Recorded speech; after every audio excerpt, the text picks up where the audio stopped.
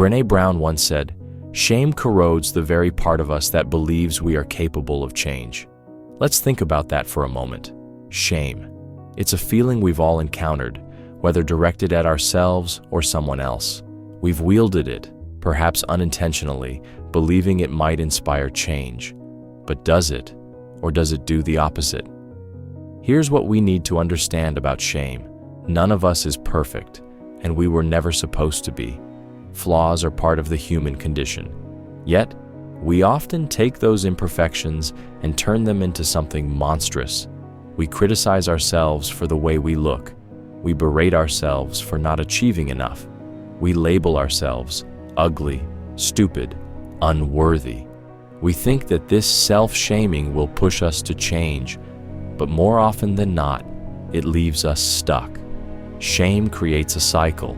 It tells us that no matter how hard we try, we'll never be enough. And when that voice grows louder, we retreat. We stop trying. We avoid the mirror. We avoid the challenge.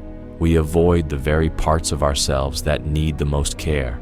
What's worse is that shame isn't just in our minds, it's in our bodies. When we feel ashamed, our stress response kicks in. Cortisol, the stress hormone, floods our system. Adrenaline surges, and suddenly, our brain's ability to learn and grow shuts down. In this survival mode, we're not thinking about solutions. We're thinking about escape. We want to run, to hide, to avoid the pain of looking at ourselves or the problem. This is why shame backfires. When someone is body shamed, they're more likely to neglect their health. When a student is ridiculed for failing, they lose the motivation to try again. Shame doesn't build people up, it tears them down. So, what works instead? Kindness, compassion. These are the tools that create real change.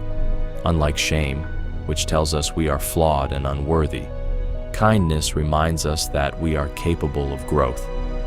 Imagine this. Instead of saying, "I can't believe I failed," you think, "This was a hard test, but I'll prepare better next time." Instead of criticizing someone for their struggles, you encourage them with, "I see how hard you're trying. Keep going." Kindness doesn't ignore our flaws. It acknowledges them gently, with the belief that they can change. It fosters resilience, the ability to bounce back from challenges, and unlike shame, it gives us the courage to try again. So, the next time you're tempted to use shame on yourself or someone else, pause. Ask yourself, what would kindness do here? Shame may feel like a shortcut to change, but it's not. Kindness is the true path forward. Change doesn't come from tearing ourselves down. It comes from believing we're worthy of growth. So, let's choose compassion. Let's choose kindness. Let's choose a better way.